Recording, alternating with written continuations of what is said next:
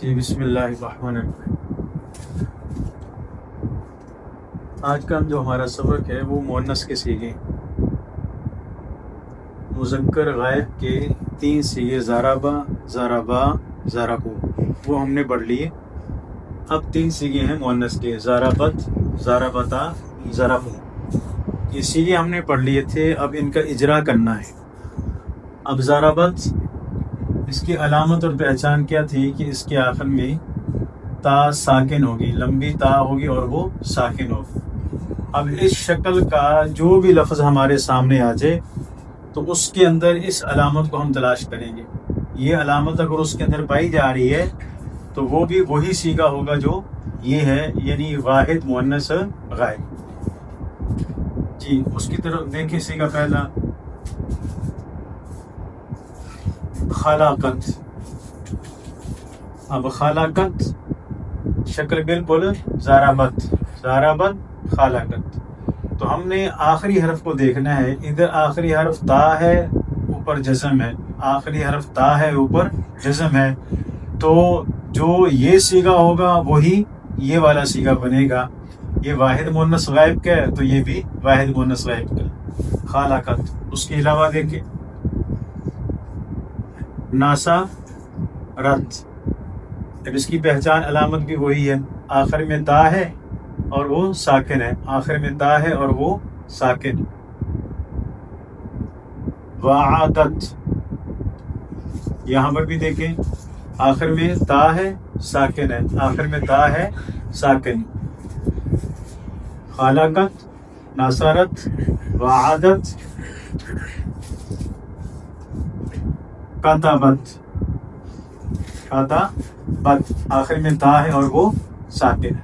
تو اس طریقے سے جی اور بھی الفاظ نکالتے جائیں اور علامت کو تلاش کرتے جائیں کہ جس کے آخر میں تا ساکن ہے وہ واحد مؤنث غائب کا صیغہ ہوگا، خلاقت، ناصرت، وعادت، کتابت۔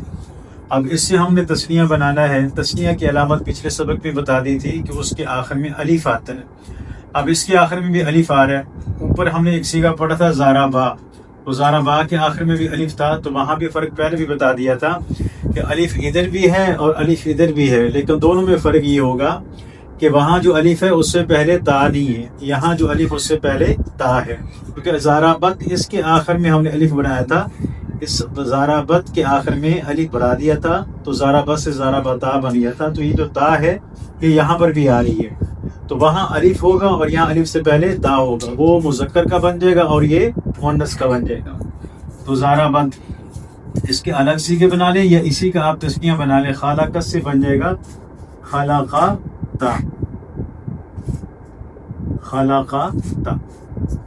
جی نصرت، نصرتا۔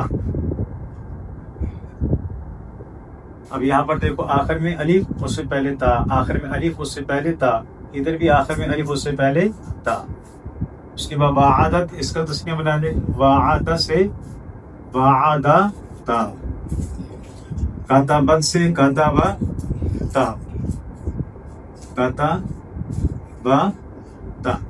تو اب دیکھو ضربتا، خلقتا، نصرتا، وعدتا، کتبتا، سب کی شکل بالکل مل رہی ہے کہ جس کے آخر میں تا اور الف آ رہا ہے وہ تثنیہ مؤنث کا صیغہ ہو۔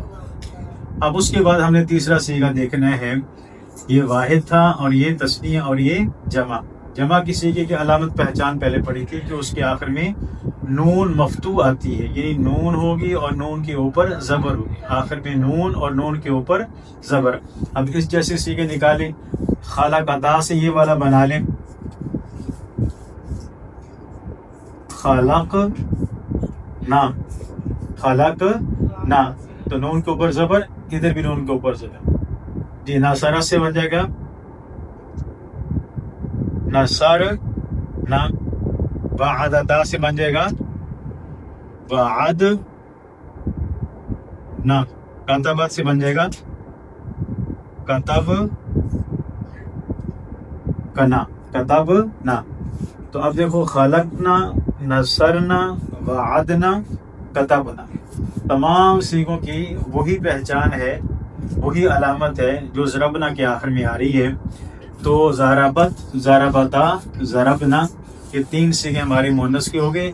ساتھ میں اس جیسے صیغے اور نکال لیں، ضربتا اس کے صیغے بھی، ضربنا اس کے صیغے بھی آ جائیں گے. تو جتنے زیادہ صیغے نکالتے جائیں گے یہ لفظ جو ہے نا وہ ذہن میں بیٹھتا جائے گا اور اس کی پہچان آسانی سے ہوتی چلی جائے گی.